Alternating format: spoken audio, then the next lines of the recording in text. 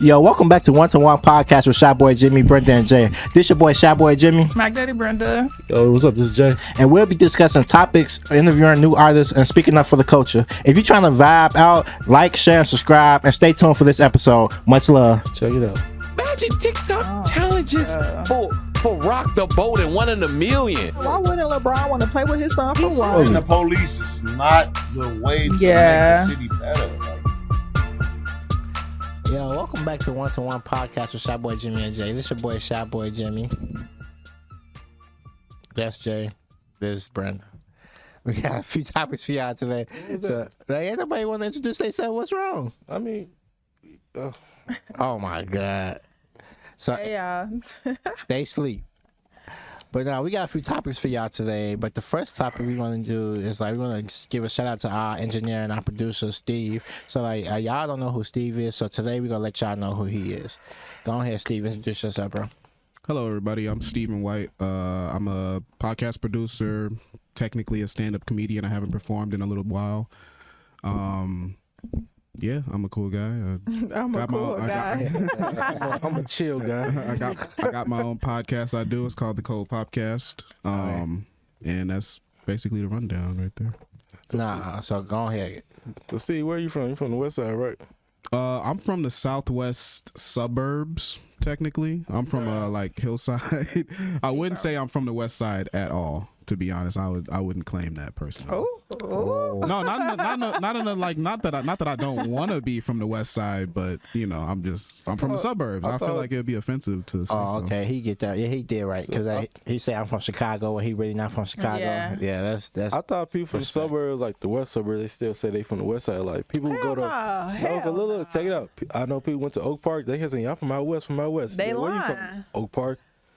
But it's right there. Like Oak Park and out west, two different things. Oak Park is right there, though. Oak Park is close to out west. It's literally a block. Oak Park is suburban as hell. But isn't that just a block that separates them?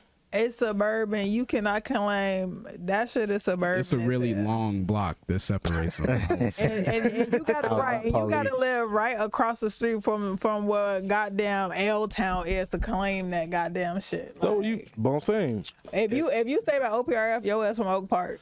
Okay, but I'm saying, what's that street? Is that Austin? This separates it? Right, so you live on the other side of Austin, technically you from in Oak Park, but you literally cross the street. But if you stay in that Pangea building, Oak Park, you from out west. So certain people can claim out west. So that's funny. Definitely not me, though. I heard Pangea is fucked up.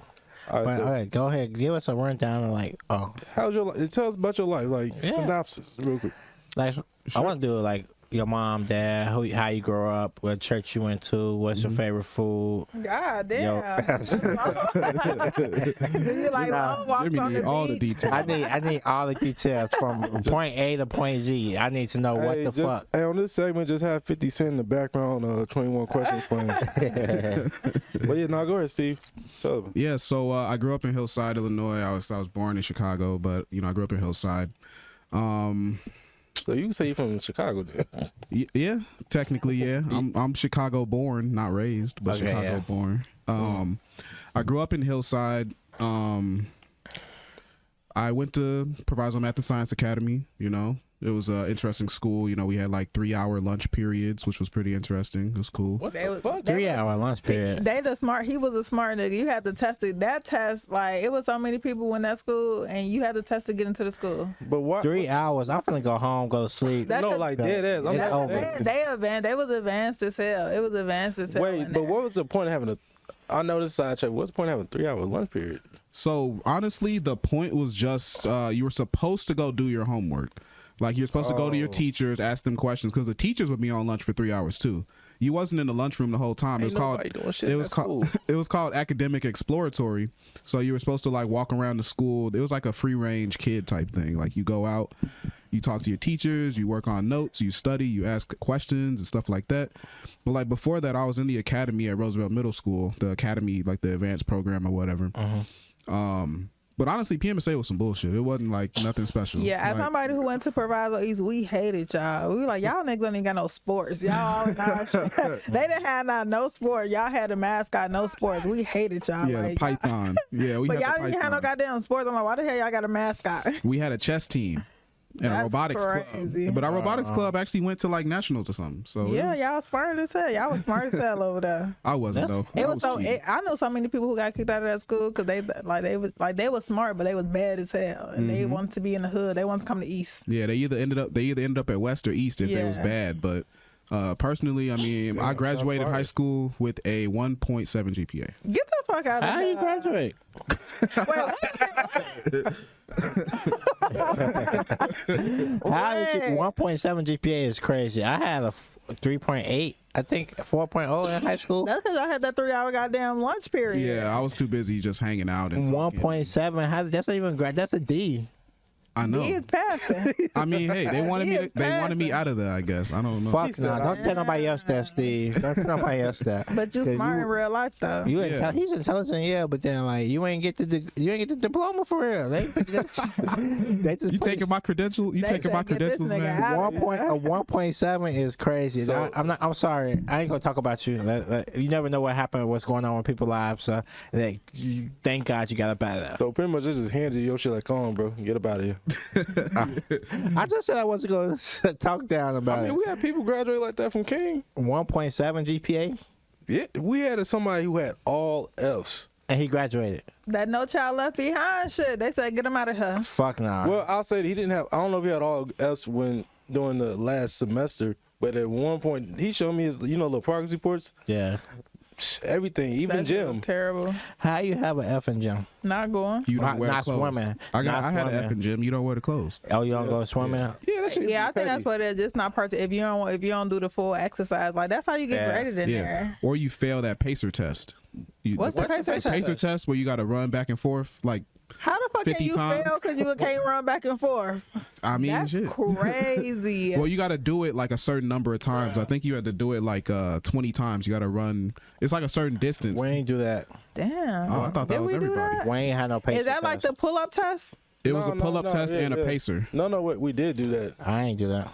We didn't probably call it a pacer test. I don't know. We probably did, but yeah, I do remember. Was that a something part of like it that. though, like the pull-ups and stuff like that? Yeah.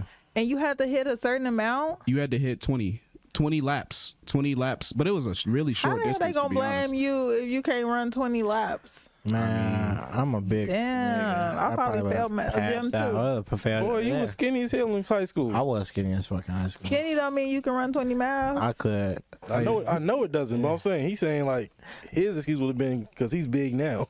Yeah, I was skinny as hell.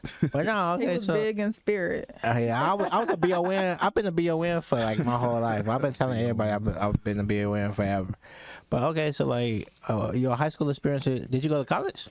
I did go to college for a year and a half. I got really drunk a lot, and What school you went to? I went to NIU. I knew you was trying to say NIU. Yeah. That shit is a party school. Yeah, the crazy thing about NIU is you don't have to write an essay to get in. You don't have to have higher than a 1.5 GPA, apparently. What the hell? Well, okay, apparently. He looks at. Yeah, because I might have graduated with like a 2.2. I think Okay. Yeah, I dropped a out of college 2.2. with a 1.7. So anybody can get into NIU. Yeah, I would say so. Anybody can get into any of those, like East Western, right? Especially with like the chance program, like because like I believe I was on the chance program. I don't remember, but the chance program was like what was it called? Y'all just said it before. Yeah, no, they let you actually get in. They help you with the. Like even if you don't have the right grades, you can still have opportunity. It's like you get a chance. Yeah, they give that's you. decent. But you're getting admitted like already on like what you call that, like almost academic Probation. yeah. Yeah. So I was in I was on probation in that motherfucker. Damn. So everybody could go to NIU and be like, that ain't a real acceptance. Hold on. First off, getting into college, Get into high college. school, between high school and college is some bullshit anyway. Now I say if you can get into college, that's kudos to you. Like that's Yeah. congratulations. 'Cause, No, like that shit can be a hard thing. bro, I'm saying like the process from high school to college was like terrible. Like we had to pay for applications. Hey, application fee. Yeah. That shit. Then we had to pay to get our transcripts sent. Yeah. I'm in high school. I ain't got that type of money. Yeah. No, but I got the waiver. I had like about 100 waivers. Like Yeah, I had the broke people going, waiver. Yeah, I was going through we poor. We can't afford that shit. copying them bitches out, and then they started saying we need to put the seal on there. We used to go get that seal, stamp the fuck out the papers. Wait, is that where you wanted to go though? I didn't want to go anywhere. Did your didn't. parents make you go? I didn't want to go to college I remember I have a vivid memory. My uncle, he's like a millionaire. He's very wealthy and successful. And I remember when I was like 10 years old, he had sat me down at my uncle's house and said, if you don't go to college, you'll be a failure. And for some reason, that stuck with me for like a decade. That nigga had money. Yeah. So I'm like, shit, I'm trying to not be a failure. So let me just go ahead and go to college, even though I was more of a businessman, actually, even at a young age. I used to sell cookies at school. I remember, and it had like a really interesting like inception story. My ex-girlfriend, my girlfriend, my high school sweetheart, or whatever you want to call it, her birthday was on Valentine's Day. So I had made her a bunch of chocolate chip cookies. I made her literally like 50 cookies.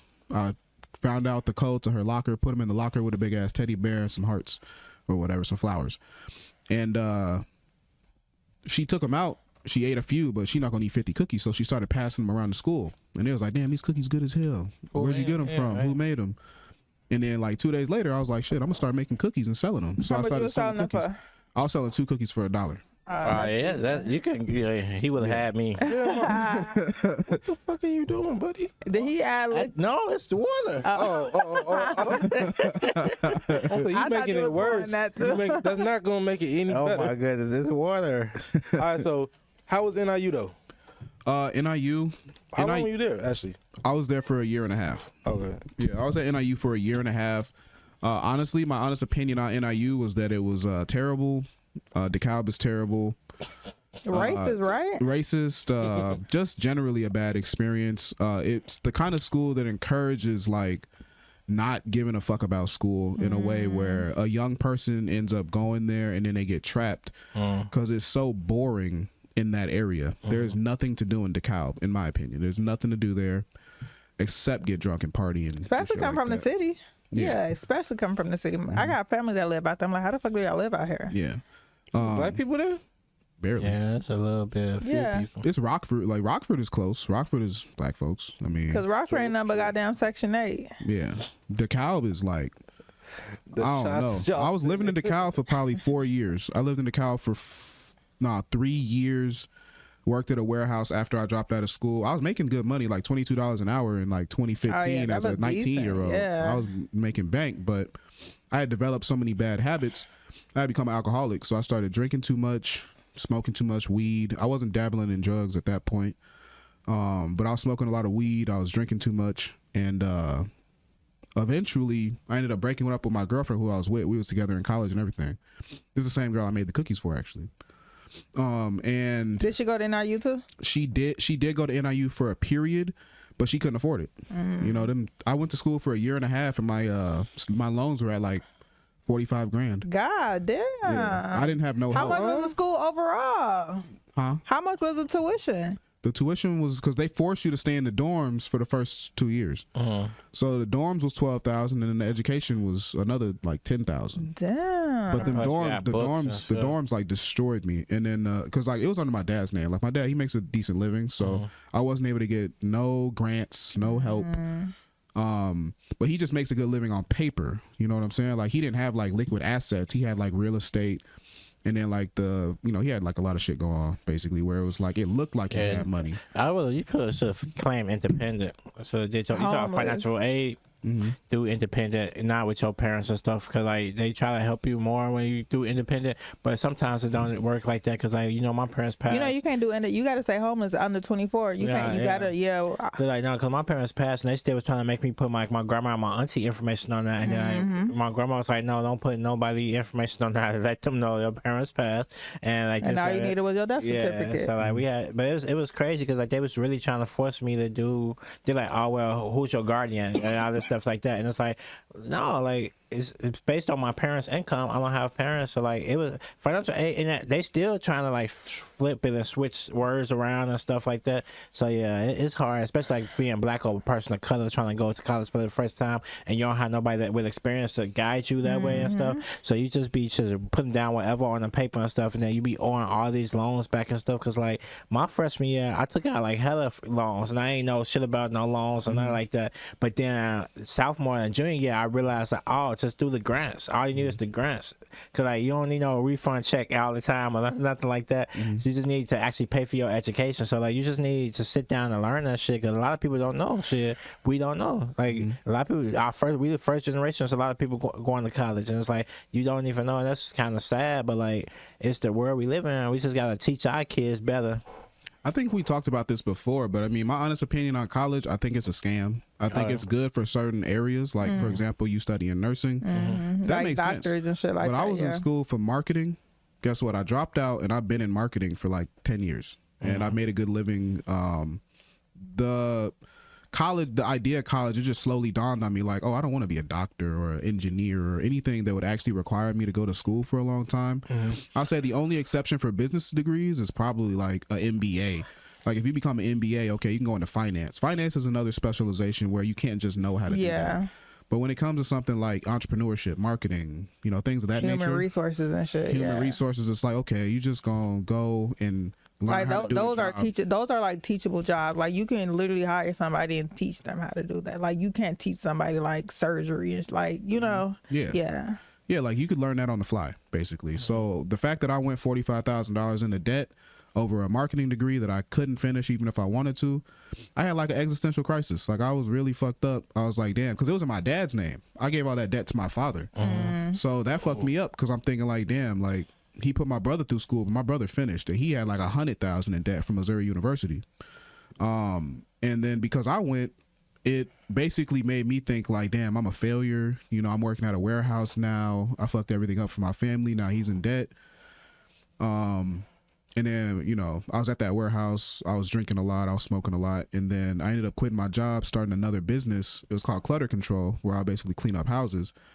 But it was professional organization. So I organize things. I wouldn't sweep your floor. I wouldn't mop your floor. I wouldn't clean your toilets.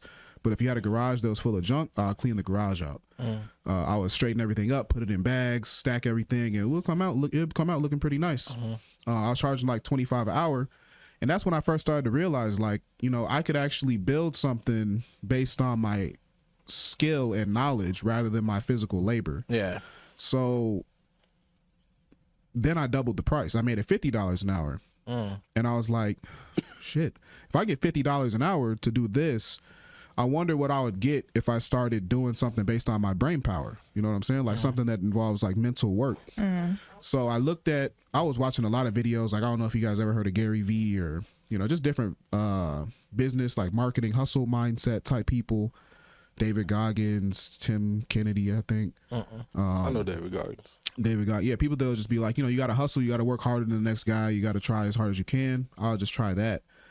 And I ended up finding, like, they're like, it was like in the early, like 2012, 2013, 2014, that time period, it was all about finding your passions, like stuff like that. Find your passion, figure out how to turn it into an income. So I realized that I was always like terrible at doing homework, but I was always really good at writing. Like I could write really well. So then I started figuring out like, oh, how can you make money writing? How can you become a writer? I used to think you would have to write a book. But that's like the least common way to make money if you have the ability to write. The most common way to make money as a writer is to write ads, to write blog posts, to write, you know, like the shit on the back of a shampoo bottle. I was doing that at a point.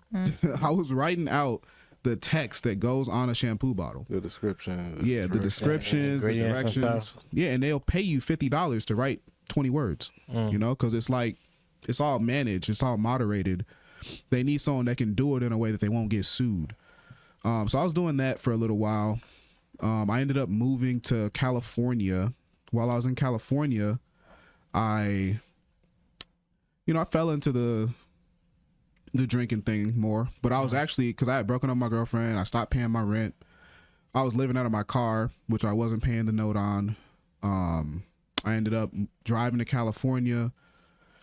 And I was sleeping out of my car, you know, I was sleeping out of my car for like 3 months. And then I I just got a gym membership. I was showering at the gym, sleeping in a Walmart parking lot. But eventually I realized I could just go live with drug addicts. So I just went and I moved in with a bunch of clucks. They're like meth heads, 2 meth heads, a couple, they were heroin addicts, and then a schizophrenic guy. So that was like the craziest fucking experience ever. I fucking bet. Right, a movie. That's like a movie. That's like something you can, that's crazy. Like, that's. So like, I feel like as we skip so wait, hold on, wait, I feel like where was this house at? Yeah, it's like, did you fall into depression or something? Like, what happened? Yeah. Like, what was the fact that you quit your job? Like, well, I don't know if you want to answer this. It's up to you. But like, you went from being in school to making $22 an hour to going from dumping your girlfriend, drinking every She day. dumped me. Yeah, So- what caused the depression? Yeah, like, what made you- Was it all of that? Like It was a trickle down effect, or did you just say, okay, I'm depressed, so let me just move to Cali and do this? It's like where is the disconnect coming from that made you understand that, like, you did not understand you were having a drinking problem. So like, let's talk about the drinking problem if you would like to. Like, Yeah, what sure. made you actually get into that process of like drinking every day, and then like actually what made you understand you needed to stop? Like most people, not most people, but like a lot of people with drinking problems, I felt unloved. Okay. I felt like I didn't get enough love from my parents. My mom was very physically aggressive. You know, she used to discipline me in a pretty abusive manner, to be honest. I love my mom now. You know, I care a lot about her. You know, we're close.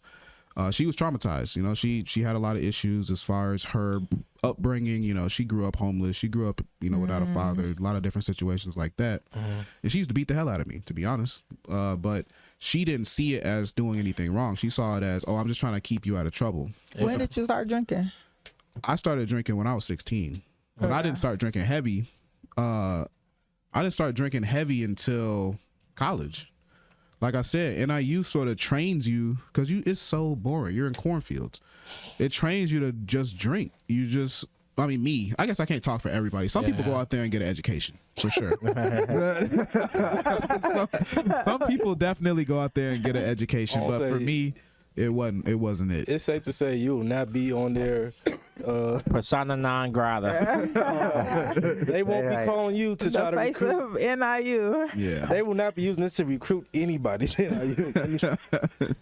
Yeah, no, I'm not a good candidate for anything related to NIU. Oh, but side note though, if you actually do like advertise like the fun stuff, like the party and stuff, you might actually get people to go to college. yeah. No, because college could be a fun experience. It's like you have to remember you have to do your work. Like if you got a class at 9 a.m., 8 a.m., ain't no way you should be at no party. 8 a.m. Yeah.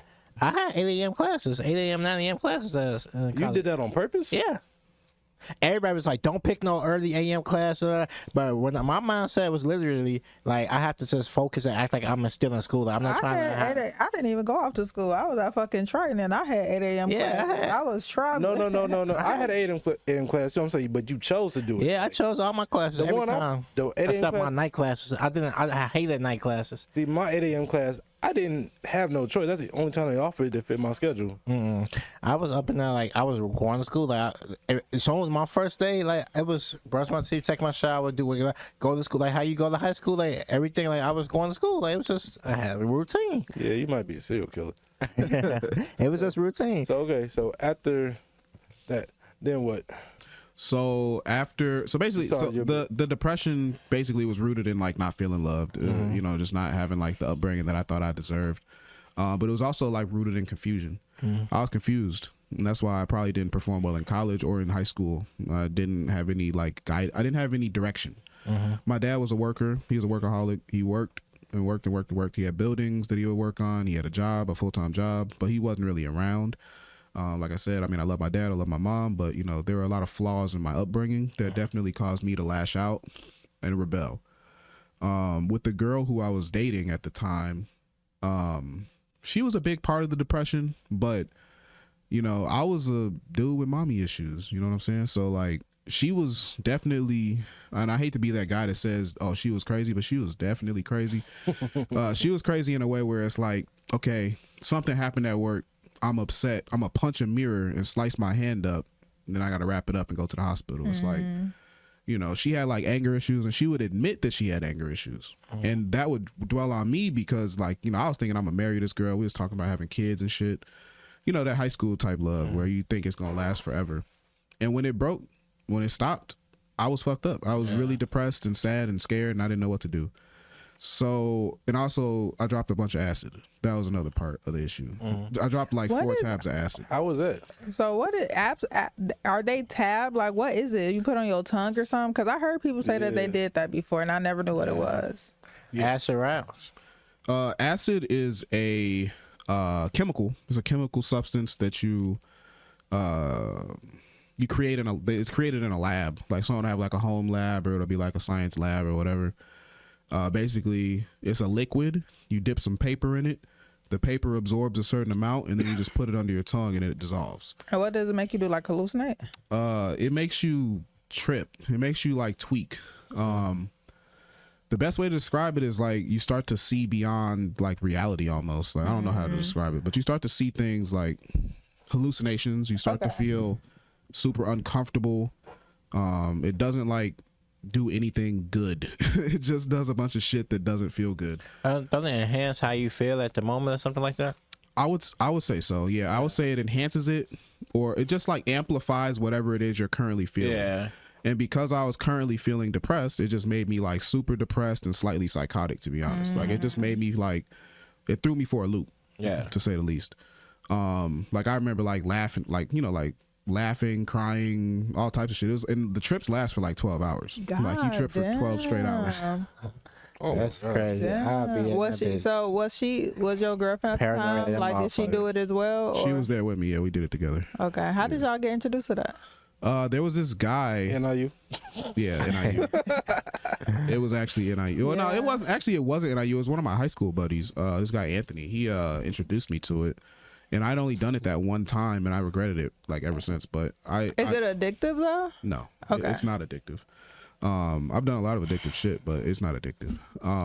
It's mostly just, it could be addictive. Like he used to drop every day, and he was crazy. He was crazy. For 12 hours every day. Yeah. God, he was more high than he was sober at that point. Like, that's just crazy, because like the fact that like it's like, because I know people that did acid before. It's like I never done it, but it's like I just be too nervous or too scared, because like I don't want to like lose my mind and like not be able to come back from like the trip or whatever. Like I did weed and shrooms, but it's like I heard shrooms was the same thing. Somebody told me shrooms make you hallucinate for like 8 hours. Shrooms, it was like colorful. It was like colorful as fuck, and like I had a Jeep Grand Cherokee at the time, and like I was on the back roads. It felt like I was driving a spaceship type shit. All I ever did was weed. Like, I never did no drugs before. I was terrified. Like I was floating on air type shit. Like it was a good trip. Like it was good. It felt like the music, it was amplified. Like it felt like the music was going into my brain, and like it was like playing from my brain instead of like out the headphones or like out the speaker. Like it was nice, but then it's like I was upset because like I didn't know. I thought it was like some good ass weed. I'm thinking like, so we all was smoking G pens, and we were swapping G pens, and that was it's my fault because I'm not being responsible or whatever. But like I swapped the G pen with somebody, and then they're like, oh yeah, I hope you don't have no drug test in the morning, because like that's some shrooms. And I'm like, at first I was gonna be like, oh my God, what kind of this? That's how people get addicted to shit, because people be doing shit like that. So that's kind of how I tested. Basically got dosed. Pretty much. So everybody said I should have called the police and all that stuff, but I'm like, no, I'm not finna get no, like I'm not trying to mess up nobody's life. But like, wow. Yeah. No, I just hit this. But no, it's like that's because I thought it was weed, because we always talking. Everybody was smoking weed except this one guy. He was smoking shrooms. So I didn't know you could smoke shrooms. That's some. He crushed them up. He crushed them up and put them into like the G pen. Because you remember that back in the day when G pen first came out, it was like a hot plate in there. It wasn't like how it is now. Like you have to do like the oils and like the liquid and stuff. It was like you actually put the nugget on top of the hot plate. You close it up. I used to have one of those. Yeah, the old ones. Like that, when I had one of the first generations, and you just push it and it start flaming up. Is you okay? You would think he over there. He drinking some fucking whiskey. This is some fucking wine. This is some damn wine. This okay, Steve, I'm very interested in your story now. Okay, so when you went to how did you find the house to live with the drug addicts, the crack kids, the drug. I know what the guy look. The cluck. Like, how did you find the house? Craigslist. I just went on Craigslist. I went on Craigslist and I looked for somewhere to stay. And you just stumbled across it? No, I just looked for the lowest possible and it price. made sense. Yeah, because at the time, because before I went out there, I had a job. This is another part I skipped over. So I went back home for a little while, And then I was there for 3 weeks, and I was working at Portillo. I was working at a Portillo's call center for like their delivery to other states. And then my mom kicked me the fuck out. She kicked me out, and then I just went to go live in my car. So, because she was just like, you know, she hated me because I was like a black sheep type kid. But I was also mean as hell because she had been, you know, if you a boy, you grew up and you resented her. You grow up and you're like, all right, you can keep hitting me, but I'm gonna just not fuck with you ever again. And I used to say shit like, you know, you never gonna meet my children and just mean shit. And she had every right to be upset, to be honest, because I used to say like cruel things, like really cruel shit. We've talked about it and hashed it out now, but I used to say like the worst things ever to her. But yeah, she kicked me out. And I went to California. I drove all the way to California. I had a 2016 Jeep. I bought that bitch new, and didn't pay. I paid the note twice, and I had it for 2 years. Damn. I paid the note What 2 you times. What you took the thing to find you out? Like, how the hell they ain't come get their shit back? 2016, They ain't had no trackers. They didn't have no Yeah, trackers. take They had us repo, back. man. They did get it like after I went to Thailand, but that's later in the story. Okay. So I was living with them crackheads, and then I realized that it was possible to make money online, you know, and I came to that realization while I was still living in my car, actually. So I started writing a blog. The blog was called The Hustle How To. Basically, I would take things that I learned, about business and entrepreneurship. Like, I was always like studious about trying to get my shit together, but I was kind of crazy. I was just kind of crazy the whole time. Like, cause that acid really, I was tripping for like 4 years, to be honest. I was tripping off that acid for probably like 3 or 4 years. But the Hustle How To was basically, I can show y'all the website actually. I still got it. So did you, for like the drugs or anything like that, you ever start going to therapy, or did you go to rehab or something? I went to rehab much later. Oh, okay. This is your website? This is my old website. Yeah, I kept it because it's like, It's nice. It's your work. yeah. This is you know, I wrote a bunch Steve of was bald. yeah, that's me back. Is that you? This is when I was living with the crackheads Get too. the hell out of here. You look like a whole different person. How old were you? I was 20. That's crazy. I ain't never seen him with Steve. bald. That is not a 20-year-old man. That's Yeah. a 40-year-old. He's bald. That's bro. a 40-year-old married man with 2 kids That's and a what I was wife. going for. That literally what. Wait, you did that on purpose? Yeah, I did. That's what it looked like. What was the? I started shaving my head because I was just trying to. just doing shit.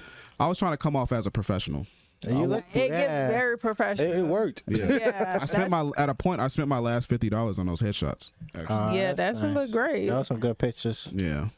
But let me get to the part where I went to Thailand because I feel like that's like the most important Having your thing. picture underneath. Wait. So I do got a question. Did you get addicted to anything when you were staying with them? Like, No. that's good. Yeah, no, I just smoked a lot of weed. Okay. I smoked a lot of weed, but I didn't. How long like did you touching any stay of that there? shit. I stayed there for 3 months. Okay. 2 months. I was there from like November to January. Okay. Yeah, I was there from November to January. Were they nice to you? They were inspired by me, honestly. Because like I was really grinding. I was losing weight. I was working out. Like I didn't look like this. I didn't look like that in high school. But I was like a good 175 at that point. So I was like going on 5-mile runs every morning, listening to podcasts, you know, writing my blogs. And they saw me getting out. They saw me like getting to the point where I could actually sustain myself working online. And for me, at least, it seemed like that was impossible. But I remember one day after I had written 50 blog posts on this website, I told myself I'm gonna write 50 posts and then I'm gonna try to get some work. I got some work like in 2 days.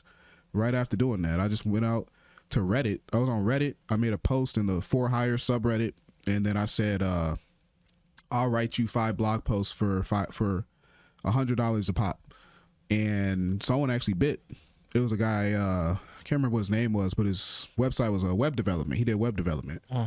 And he didn't have any idea who I was or what I did or if I did a good job, but I had all these blog posts as references. So I sent them to him, and he was like, "Oh, that's cool, man. I appreciate it. I mean, I respect that. That's awesome. You know, let's start a contract." So he paid me $500. And then I went on this website. It was called a content mill. A content mill is like a website where you write content for like 3 cents per word. And Per word, that's a lot of money. It's actually, you know, so later on I was making like 15 a word. But 3 cents was like, that's like the lowest. Like 1 cent would be the You lowest. said $15 per word. 15 cent. I 15 was cents gonna per say, word. damn. But you're looking at 1,000 words. That's $150. Yeah. So, at that point, I ended up working with Pearson Publishing. I didn't know it was Pearson Publishing, but because it was like through a wall. It was like you couldn't see who the client was. Oh yeah. So they hired me. I worked for them for a while, and eventually we took it off that platform, and they started paying me 8 cents per word. And at that point, I'm like, okay, fuck it.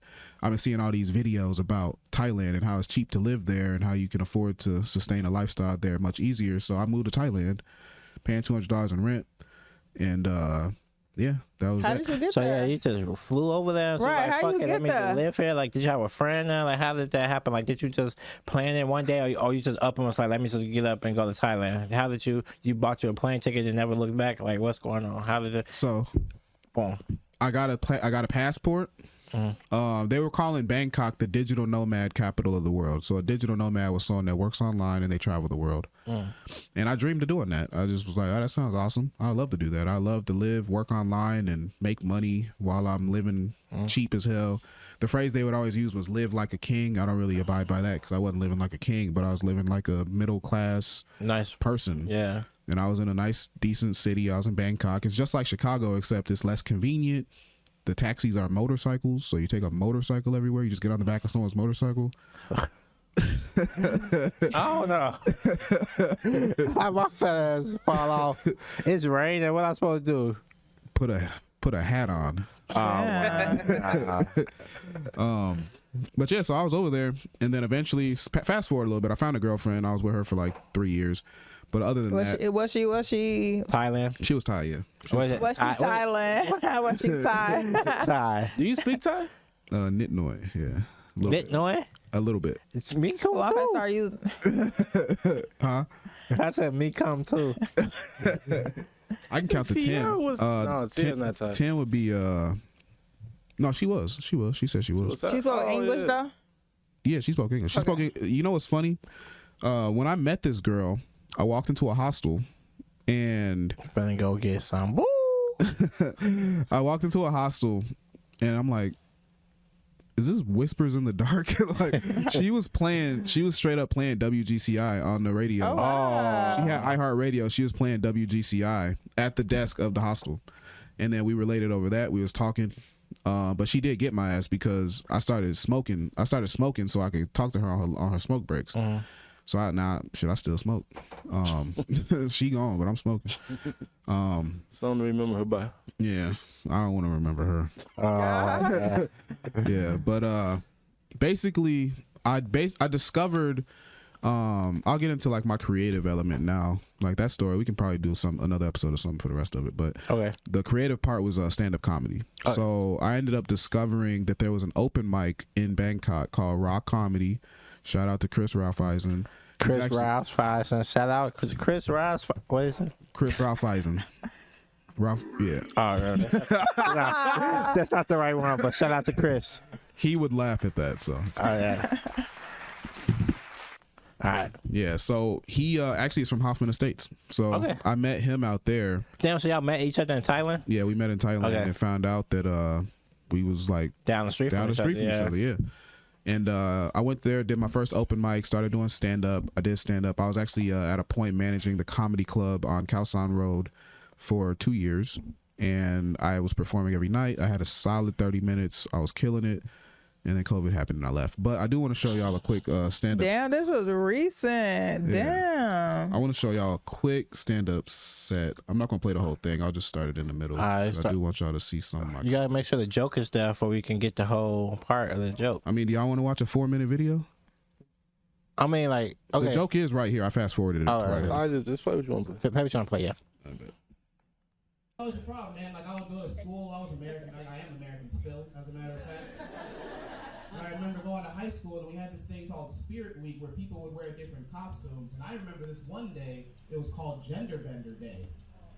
Yeah, She said, back "Oh in my the day, God." in Thailand, where I live now.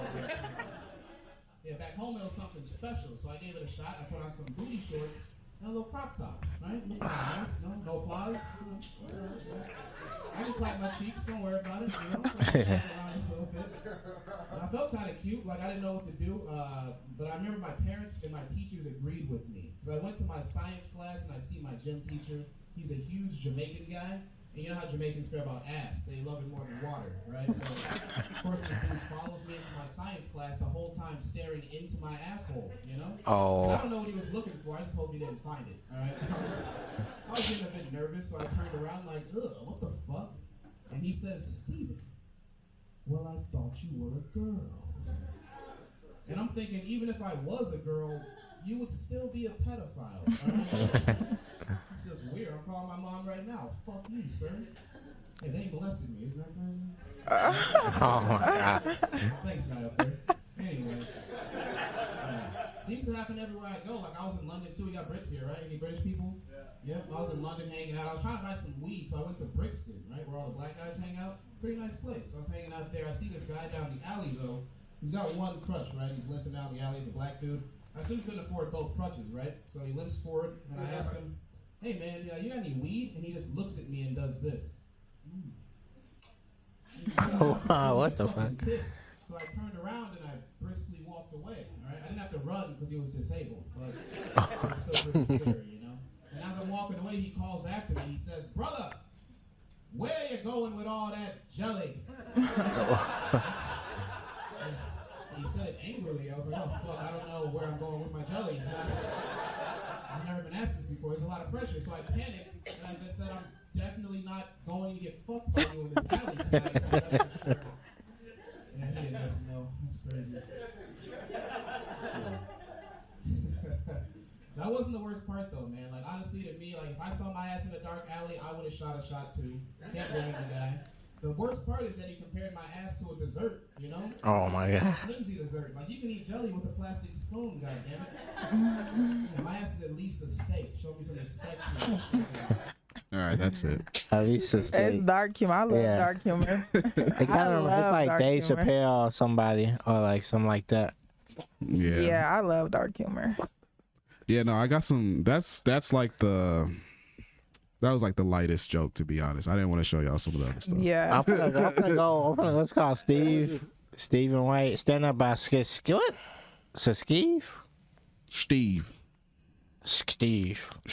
You gotta say it like that too. Steve. Like, you gotta say it with your whole tongue. Yeah. Steve. But I'm gonna look it up. Yeah, I'm looking up. I'm gonna let you know. Like, I'm like, hey, bro, like, that's wild as fuck. You tweet. But them motherfuckers out there in Thailand having a good ass time. They cracking the fuck up. I think that's raw as hell. How you just moved to Thailand. Like, I really like. I be on TikTok and I see people like, I'm just gonna move to Dubai, and I think that shit like damn, Bali or something. And then especially from like how your life went like that, like homeless, living with clucks, and you just went to Thailand and became a fucking comedian. Like.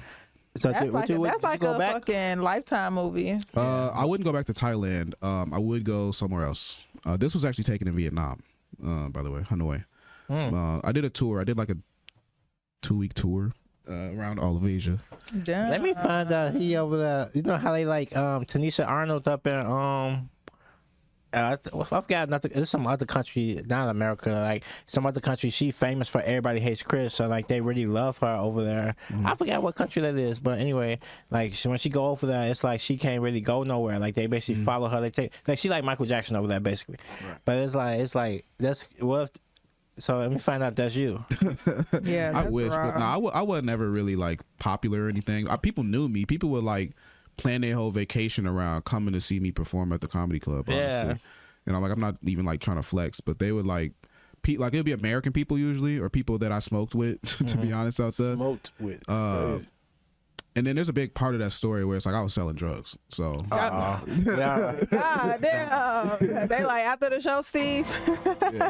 I had another joke where I would say some shit like, you know, you can't buy drugs from me. Like, I don't know, I can't remember what it was. But then they would obviously get that I was telling them to buy drugs from me, and then they would. Yeah. That is hilarious. You like a hustler. It's like a hustlenomics. Like you like a hustler. It's like I feel like you got a story for each hustle. Like you was on the internet making money. You doing this stand up shit. You selling drugs. You used to be a part of BMF, motherfucker. So like, then how did you get into podcasting? Like, so I got into podcasting because I actually bought my first set of podcast equipment in Thailand.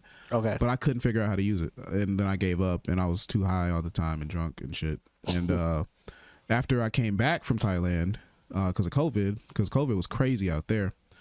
And I actually dropped too much acid again, so I had to go home.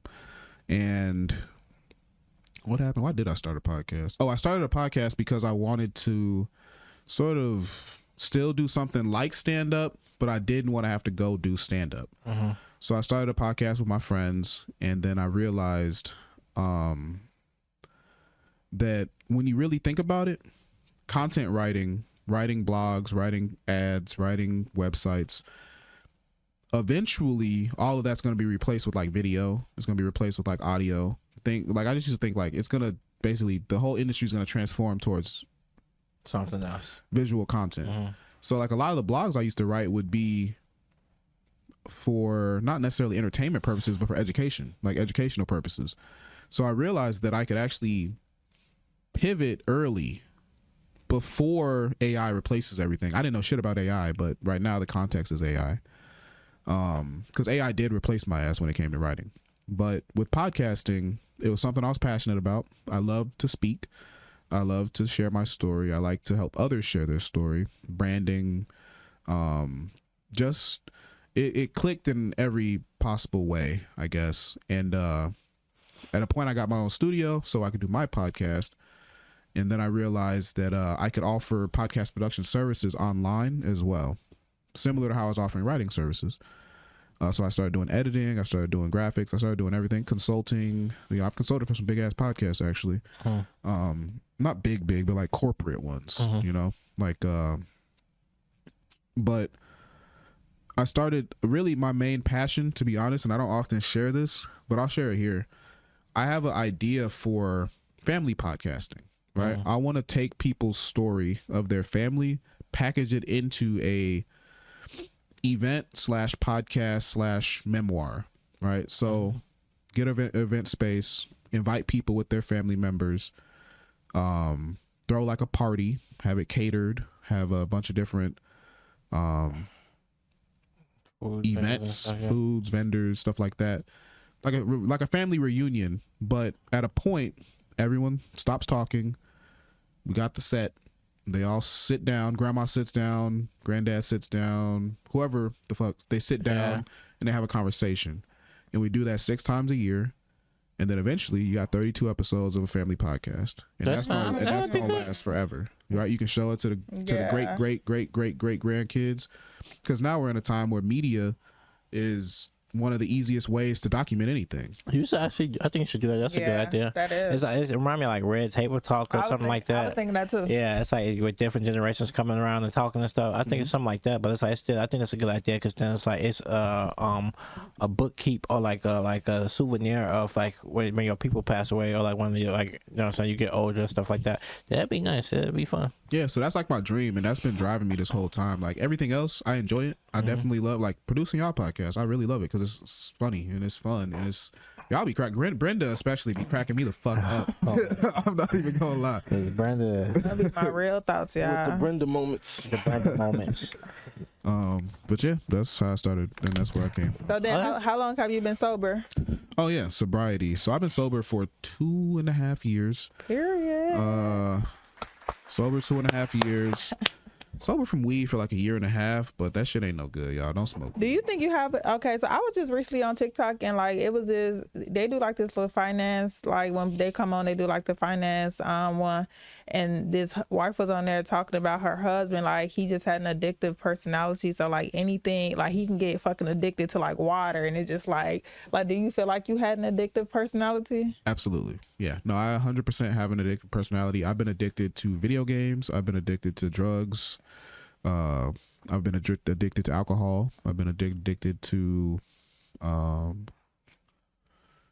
There's a long list of shit, to be honest. There's a lot. So of how do you like, because you have that personality, like how do you make, like, stop yourself from getting addicted to stuff? That gotta be hard. I pray. I'm not gonna lie. Like, honestly, I trust in Christ. Like, I'm at the point now where there's really nothing else that works for me other than Jesus. Like, That's good though. My religion at this point, my faith. Cause when did you get close to God? I got close to God in a psych ward. Okay. And that was probably 3 years ago. So I didn't get to sobriety until like 2-ish years ago. How did you get to the psych ward? I'm sorry, I got a lot of questions. I got to the psych ward, so I've been in a few psych wards, I'm not gonna lie. But I got to the psych ward by this specific one. I was just having like crazy ass thoughts, and I told my pops, like, you know, I gotta go somewhere. I don't know where I gotta go. Yeah. I gotta be checked out. Help. I need some help. Yeah, pretty much. And you know, he gave me grace. He had my back. He didn't understand at all what the hell was going on, but I went to the psych ward, and I just remember my uncle, he's my pastor too. He came to see me in the psych ward, and I remember he told me his testimony. He told me his story. I'm not going to tell y'all exactly what it is, but he told me his story, and he told me how God saved him from that. And it was some crazy shit involving like things that I would never have expected him to be a part of. And it just showed me like, damn, that's what God can do. Like, God can change you from one thing to the other. Because I used to think like, I'm nobody and I'll never be anybody, and I have no purpose. And I felt like an ant. I felt like an ant in the grand scheme of things. So that drove me kind of crazy. And then, of course, it was drugs, you know. Yeah. Drug involvement always makes everything worse. Because, you know, I was addicted to nitrous oxide, which is like a whippet, you know, balloons. And that can thing? Yeah, like galaxy gas. Which is one of the worst ones because it causes like long-term auditory hallucinations. So I'm like hearing shit. So I'm getting false diagnosed as schizophrenic for like a year and a half. But it was really just post-acute withdrawal syndrome. I'm having issues because I did so much of that shit. I'm doing like 100 hits a day. Like, God damn. Yeah, no, my brain was fried. And then I had like no ability to think. You know, I was kind of brain dead. Just going by the day. Everything was just going on. Yeah. So I was like in a flux state. I couldn't understand things. I couldn't think. And, you know, look at me now. I mean, it's like it could only be God for me. Yeah. Like, because I did so much damage. I did so much. Like, I was at a point where I was like suicidal. I was like, oh, this shit is over with. I'm not doing this anymore. Yeah. To be honest, I mean, I know it's getting kind of dark, but no, you know, you remember the podcast we did about the mental health? Like, I've been through a few similar things too. I didn't do whippets and like a few things, but like I was doing drugs and I was drinking every day, and like I seen some psych wards, and I've been through a few places and stuff. So I understand what you're saying, and I really do appreciate you saying your testimony because that's true. And it's like when I was there, I read the whole Bible front to back. Like, it's like I read the book of Jeremiah like 20 times. So it's like certain stuff you just see, and it's like a revelation for you can actually understand.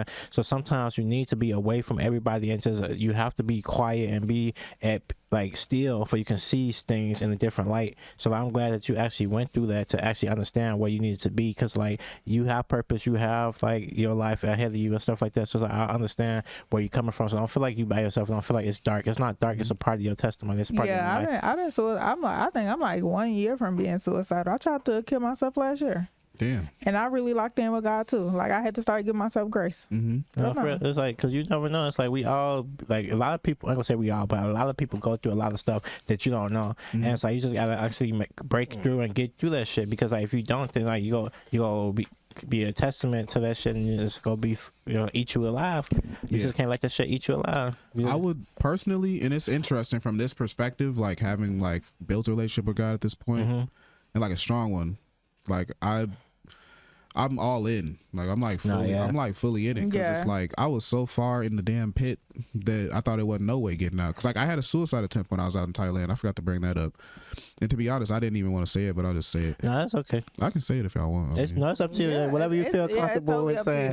It's not. We're not gonna put no gun to your head. Tell us every fucking thing. It's whatever you feel comfortable with saying. It's just like, cause like I feel like that's something. That's your testimony. Personal. It's personal, but it is a testimony. And somebody like you never know. Somebody from your podcast might feel open enough to they hearing this and they be able to say, "Oh, let me talk to Steve about my experience and stuff like that." Because like when I go around, I ain't gonna say going around on tour or nothing, but I go around speaking about my mental health and stuff. People come to me and be like, "Oh, thank you for sharing that," because I was afraid to say that and I didn't understand. Or like I had some experiences like that, I had some signs and symptoms like that. I didn't know what was going on, but with you expressing that, you showed me that. So like it's just you never know who you can save. Mm-hmm. So like don't be afraid of what you went through because you went through it. Just know that it's not your end all be all. That's just a part of your testimony. Right. And like it connected you to God because that's who you really needed. Because like Jesus is our Savior. He died on the cross, and it's like all the stuff that we did, and He still like gave us grace. Look, grace, mercy, peace. Love He's the Prince of Peace, love and kindness. So yeah. Well, I mean, I'm not gonna go too deep into the story. I wasn't like afraid to say it. It was mostly just like I keep forgetting. I got a lot of shit. I've lived a lot of lives, and there's a lot of shit that's happened. But generally speaking, my first psych ward was a psych ward in Thailand, and that's actually a crazy story. I was in Thailand, and I was in a psych ward. Nobody spoke English at all. TVs was obviously not in English. I would have probably thought I was I would have thought I was going crazy more because I was like, I did. I definitely thought like I was in some kind of movie or something. Yeah. Like, this shit is fucking insane. And then the worst part, you know, just to say like, I just want to say it because it's hilarious. It's not. It is hilarious, but oh my goodness, it's gonna be some dark ass shit. I like killed the dog. Like what? So it's not funny. They like, man, them motherfuckers in there eternally. They're not letting them out. Like in them psych wards, like it is no way if you don't have like a family to get you out of there, you just in there. But the part that's funny, that's not funny, but the part that's funny was every day they'll line you up, be like, okay, take your clothes off. They'd be like, strip. They'd be like, do this, like take your clothes off. And then you walk to the bathroom and they just spray you down with a hose, and that's the shower for the day. Get out of here. Yeah, that was it. Shit, we need that in my job. They said, God damn, y'all was in there funky. Y'all was in jail. They did have some soap. They would like put like soap. They would have a hose that like has soap pouring into it, so it'd be like soap. Like a car wash. Yeah, like a car wash. Yeah, they was car washing us for sure. They're like, get your stinky ass right here for the squirt your ass with this soap. All right, so how did you get out? Because you said they like kind of stuck. That you have like was it your girlfriend or something? Hell who got no, you she out? was gone. She was we broke up by then. She was violent, but we ended up basically going to the psych ward. So 2 people brought me to the psych ward. 2 other comedians, Lex and Chris, Ralph Eisen actually. So the other guy from the comedy club, he ended up taking me to the psych ward. I think he got in touch with my sister on Facebook, and then my sister obviously told my dad, and then they had to figure out where the fuck I was at, because they took me to a separate psych ward than the one that he took me to. So they like he spoke Thai. He was half Thai actually, fortunately. So he figured it out, and they called like international calls. My insurance actually did take that psych ward somehow, and they called the embassy, and then basically the psych ward was like, we can't let him out. Like, we're not letting him out because he's like a risk to himself or some shit. And they didn't let me out until someone from the embassy came and walked me out and took me to the airport so I could go home. Damn. So I said that I left because of COVID, but I left because I was How long were you in there? I was in there for 15 days. That shit probably felt like a it year. felt like eternity. Time, yeah. It felt like I was in there for my entire life. That 15 days, I know that felt like a long 15 time. days, you can't talk to nobody. And you just in bed, and they're not trying to let you sleep. Did they lock your door and make you walk around? It wasn't no doors. It was a big open room. It was a big open. Full of everybody? Yeah. It was like a army, like, you know, in the army. The infirmary. It was like an infirmary. Oh my gosh. So you gotta have a hell of a story. People would be in there beating off and shit. I'm like, come on, man. No way. Ain't no curtain or nothing. It's just everybody now. Nothing Shit, they be doing that shit still. Wow, that's crazy. That's not crazy. It's that's different. A hell of a story. Yeah. So when you came back to Illinois, I mean, when you came back to America, like you went to another psych ward, then you went to rehab and stuff. And then, like, how did you understand? Okay, it's time to like get clean and understand like it's time to like move on with my life to become this what you are now. So it took understanding that not only did people love me, but God loved me. Like people did love me, and I like went through a long process of like healing with my mom. You know, like I used to think she hated me and shit, but she was just struggling, and you know, my dad, you know, wasn't the best husband all the time and stuff like that. So she was struggling. She took her anger out on me. It happens, whatever. But it was mostly just figuring out that, oh, my family does love me and people do care. There's not like some agenda to like fuck Steve over. I'm not the black sheep, you know. Everyone's getting it. Like this Everybody can like life is hard as hell. And I realized, like, I think it's like a coming of age thing. Like you start to realize, like, oh, other people are people too. Like it's not just you that's a person and has emotions. They're going through shit too, which really helps me like in my work, like, because I do sales. So tons of people come in that store and they're like, man, acting a fool. Y'all are fucking insane. But then I realized, like, I'm a little insane too. So I fuck with it. I used to say that too sometimes. I'm like, you know what? These motherfuckers acting crazy when I'm kind of crazy. So That's hilarious. let me calm down. Let me stay calm. Because if I start tweaking, I see your comedian side right there. I see that. if I start tweaking, it's gonna be some motherfucking tweaking going on. Yeah, my boss always says, "You think you crazy?" That's what he says. That's his line. You think you crazy? Till you meet somebody crazier. I know you like some shit you just don't know. Damn. Yeah, but that's good. I feel like you got a nice story. I think you should write the book. You should write a book. That's a hell of a book. Even if you don't write a book, maybe because you into like record and do like a documentary, you got a hell of a story. Yeah, I think it's. I'm not even lying when I say that's like 15% of it. We can tell. Yeah, because how you jump. I will watch that shit. I will watch it. Like it'd be probably two. You know how Titanic got 2 tapes. It'd be probably your movie. Would be probably 2 tapes. But you should write it. If you a writer, you should get into it and get. I'll help you.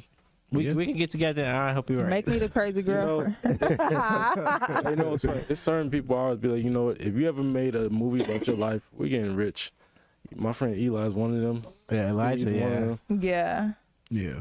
Y'all might be one of them too. I think but mine might be. But let me tell you something though, like my suicidal crash out happened on social media, and like it really opened the eyes of people. Like, Brittany, you always so bubbly and happy and da da da and out the bam, and I'm just like. Cause like even after I crashed out on social media, I got on there the next day, normal as hell, and everybody like, this bitch here is crazy. I'm just like, I didn't die, guys. I'm here. Fuck it. Like that was literally my mindset. Like, y'all want me to soak in it. Like I tried it, it didn't happen, and now we gotta go on with fucking life. But everybody was still like having that woe with me part, and I'm just like, yeah, I'm fucking here. Like, please move on. So yeah, I do feel like people do be having stories, and you will never know until like, and I don't really like speak about mine. Like I was to the point where I was embarrassed. Like I was embarrassed when I crashed out on social media. I feel like, so it's just like damn, but like I do feel like it did open people's eyes, like they can talk to me more, because like I really give y'all my authentic self, because I'm just like, this is like when y'all be like, Brandon, you crazy. I'm like, no, this is fucking my mind for real, like, you know. So like I do feel like I had to give myself grace. I'm like into the point where like I talk to God about everything, try to give myself grace, and I feel like that's what kind of like you got a hell of a, like you would have never thought that, like just like damn. I want to say like, you know, like bouncing back from that type of experience, or bouncing back from like mental health issues, or bouncing back from like suicide attempts, or bouncing back, like actually coming back to society and like actually going to work, going to school, going to stuff. It's like damn, like I actually have to actually do. Like it's people that ain't never done that before. People ain't never crashed out before. People don't know nothing about their mental health is intact. And never heard voices, never seen hallucinations, never done, and they just But people that actually going through what they going through and actually having to bounce back and come back to society like nothing happened. It's like that's the strength that no one. It has to come from God. Yeah. Like it's something, because like I don't see I always think about it sometimes. Like damn, how did I even understand how to come back and actually be Jeremiah again?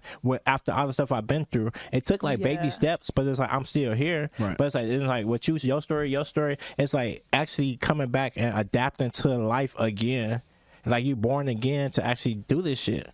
So like it's just it's tough, but it's like new flesh. Yeah, you new flesh. It's tough, and it's like but you're strong. That's just show how strong you are. Yeah, and there's a scripture that says like he descended so he could ascend, or maybe it's vice versa. But I like to think about it like, you know, you descend and then you ascend. Like you got to go down first. Yeah. Or else you're not gonna go up. Like you might stay stagnant, but if you don't go down, you can't go up. Like the phoenix. Yeah. So. Yeah. You know, it's cool. And I actually want to share one more thing with y'all, because there was like a but God moment in my story where it was the suicide attempt, but I remember I was like contemplating jumping off a balcony. It was 6 floors up for like damn near like 6 hours, 7 hours. I was just walking, I was pacing circles around my room, and I remember just thinking about it. I'll go out, and it was like 3 a.m. when I started doing this shit. And I snorted a bunch of cocaine the night before, and I went out to the balcony. I'll get up on that bitch. I'll just stand on it, look down, be like, damn. That's a far fall. That's a long ass fall, but it'll get the job done. And then I'll get down, go back in my room, pacing circles again, and then I just repeated that cycle for hours. Like, I don't know what the fuck was going on, but I repeated that cycle for hours. And then I remember, got on my knees. I didn't believe in God. I was atheist. I didn't believe in God at all. I used to hate the idea of God. I used to talk shit to people that would ever say anything about God. I got on my knees and was like, you know what?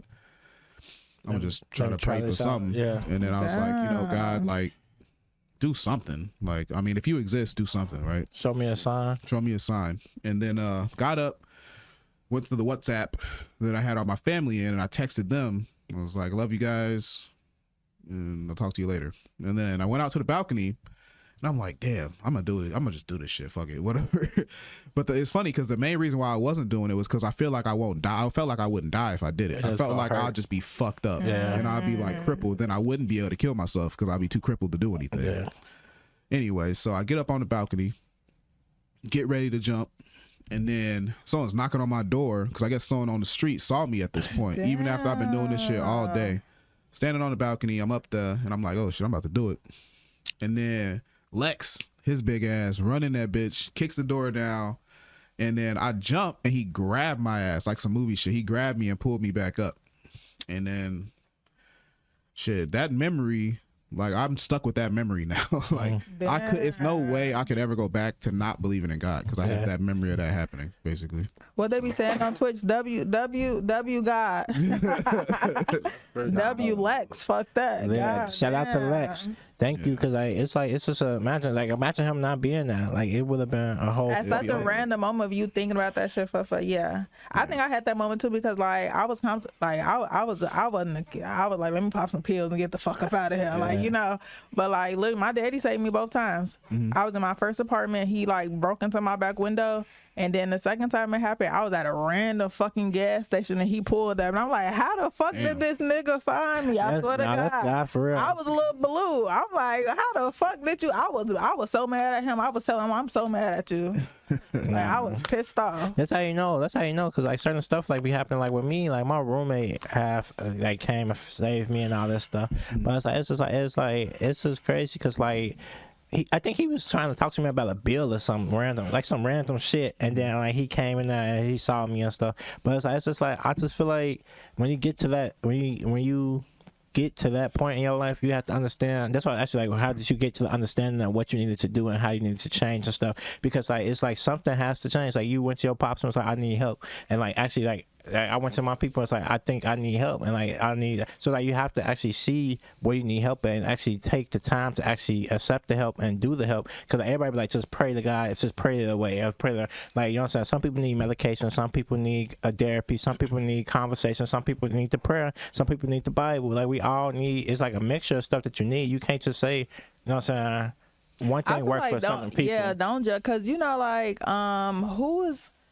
it was I think she was famous and she ended up jumping off a bridge, and I forgot who she was, and even like the lady who I think she ended up like killing her and her kid as well, and a lot of people just like, that's so selfish. Yeah, I don't think you can't call it selfish. I feel like she killed the kid too. What you mean? Because she said she felt like nobody gonna take care of her kid, like she would take care of her kid, so she literally, and like a lot of moms go through that. I feel like she was going through it was crazy, but like she did have that mindset because she was in the world, nobody was helping her already, so like she took herself out and she ended up killing her kid, and a lot of people like, that's so selfish, out the bound. And I feel like it be so many people in the world that's suicidal, and like to hear like that's so selfish, like, nigga, I'm trying to make y'all, because that was my thought process too, and I'm a mom, and my thought process, I'm like, I think my kids would be better without me.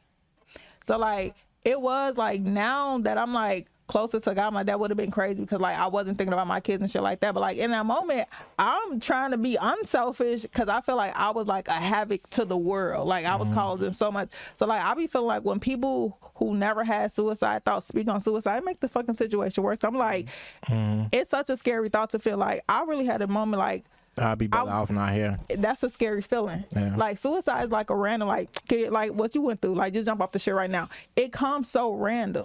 And it's I feel like people like, and it's scared. Like I'm already in my thoughts scared as hell. Like why is these thoughts telling me to fucking kill myself? And then some motherfucker like that's selfish. Like nigga, what? I'm literally fighting demons right now. You in my fucking ear talking about this some selfish shit. Yeah. Instead of like just like I be needing motherfuckers just sit here and make sure I don't do this shit. I don't need you to be in my fucking ear because now I really want to fucking get up out of here because you're not helping me. Yeah, I feel like when it comes to that, it's like people that have never experienced it and don't know nothing about it, don't know what to do. Because like it's like, for instance, like I just had a patient that tried to harm himself or whatever, and like his family all coming and telling him certain things about like how it was selfish or like you need not to do that and you need to focus on this and you need to do this and you need to do that. And the whole time I'm sitting there, I'm trying to think to myself because they all older people and like it's like they don't really understand certain stuff. So like I feel like when it comes to that, it's like an age gap too. Because like some people don't really understand the process of suicide. The process, it's not. I don't think you can't call nobody selfish for like you don't know what they was dealing with themselves. Like they've probably been crying out for help and probably been trying to do other stuff for the longest, and they don't have nobody by like in their corner, and it's just them. So like that's why I just try to help my like people that actually come to me and try to talk to me about certain stuff. Express yourself. Like actually don't hold your emotions in. Don't hide your emotions. Don't be your true self 100% all the time. If you're scared, if you're hearing suicidal thoughts, if you're having any suicidal thoughts or like you're hearing any hallucinations or anything like that, you have to let that be known for we can actually help you. Because if you try to hide that in, they say harm yourself, like I was hearing voices saying do this, do that, do this, do that, and I was doing certain shit, but I was fighting myself to make myself not do it. But at the same token, everybody don't have that strength to actually fight yourself. So like a lot of people just go ahead and do it, pick up the guns, go, and now they gone. Yeah. So like, I feel like you can't say it's selfish because you don't even know the situation. So it's like I feel like you have to help these people. We have to actually help everybody that's dealing with this type of stuff so they can actually understand how to make it through. Because a lot of people, like I said, a lot of people don't bounce back from this. Like I was in there with nurses, doctors, police officers, like firefighters. I was in there with they treat you like a criminal. Like if you want to, like if you are suicidal, instead of like getting you help, they treat you like a fucking criminal. So now in this goddamn, you like goddamn. And that's the thing, because like 9 times out of 10, if you say I'm suicidal, they taking you and they locking you up, and then it's like it's gonna be a long ass. So now I'm really hiding it. Yeah, so it's like you like if you say one thing, you like certain stuff you say at your therapy or certain shit you say, they gonna hit you with that 4-day booking, and then after that 4-day, mind you gotta wait till Monday to see the nurse.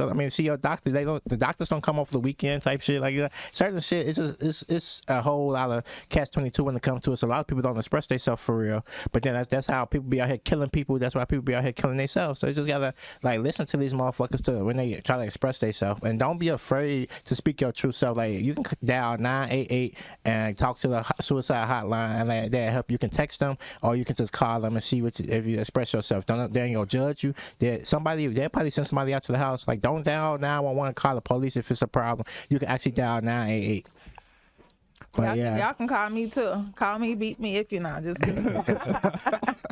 But nah, thank you for sharing your story for sure, bro. Cause like it's like a lot of stuff we got in common. It's like you never know. And once you start talking, you get to hearing people's testimony. You eat all in this shit together. Yeah, for sure. I appreciate y'all having me on to discuss myself and my story, my testimony, everything that I got going on. We closing out? I think we should close out. And hit Steve up for y'all podcast needs. He'll get y'all right. Yeah. So if y'all need a podcast, hit up rootsrecordings.com. I got a new website. Well, it's not new, but I got a good website. And then my Instagram is Steve is Black. STEV. Well, y'all can spell that shit. We'll put that shit in the bio. But I got one more question. My infamous question. Okay. You stranded on a deserted island. Okay. 3 things. What you gonna bring and why? I'm gonna bring my bitch. No, I'm just kidding. That's what everyone else said. Let me see. I'm stranded on a deserted island. I would definitely need to bring. I can't use electricity, right? Probably not, right? You probably bring a life supply of electricity. A life supply on the island? No, you can't. Nah. Crazy. I'll bring a waterproof Bible, which I actually own one. Period. I'll just bring that with me. I'll bring a waterproof Bible, King James version. Heavy on the King James. Probably a study version of it, study Bible. No, I wouldn't need. I'll figure it out myself. And then I'll bring like a 1,000,000,000,000-page notebook so I can write. And I could probably figure out how to write. I could probably like create like a pencil or something. You know, you can get a piece of wood and like turn it into a pencil. Yeah, so I'll probably like make my own pencils, but I need the paper so I got something to keep my mind busy. Otherwise, I'll go insane. I'm assuming this isn't like I can't escape this island, right? No, you FEMA can't probably escape. come out of it. The National Guard might come. The Navy. It's like might Castaway. Come. It's like Castaway, yeah. Okay. So for the time that I'm on the island, I'll need a Bible, I'll need some paper, and I'll need what would be my third object? I guess I'll probably want to bring like something I can kill something with. I would want to be able to kill Machete. Like a knife or machete or a gun. I'll bring like a diamond dagger so I know it won't ever break. Something like that. Like a dagger, like a sword. I don't know. How the hell do you kill something with a sword? A sword. You can kill something with a sword. I'll bring the hardest, like steel, like reinforced steel spear. So like non-breakable spear. You'll bring a Wakandan spear. Yeah, exactly. That vibranium. Yeah, vibranium. I got vibranium enough. Yeah, because I you can't bring a gun because you're gonna run out of bullets. So I need something I can reuse forever. Yeah, after that it's gonna be a paperweight. Yeah. For sure. All right, man. I want to say thank you to my boy Steve for coming on to the pod. Love you, Steve. Hey, shout out to my boy Steve. And that is One to One Podcast with your boy Shot Boy Jimmy. Brenda. And your boy who? Big J. Come on, man. Much love, y'all. Like, share, subscribe. Thank you. If you vibe with us, don't forget to like, share, and subscribe. We here every week dropping knowledge, interviewing new artists, and speaking up for the culture. Catch us on YouTube, Spotify, and Apple Podcasts to never miss an episode. And make sure to keep the conversation going. Leave your thoughts in the comments or hit us up on social media at WTW Jimmy and Jay. Yeah, man. Stay blessed, stay 100, and you'll catch us next time on One to One Podcast.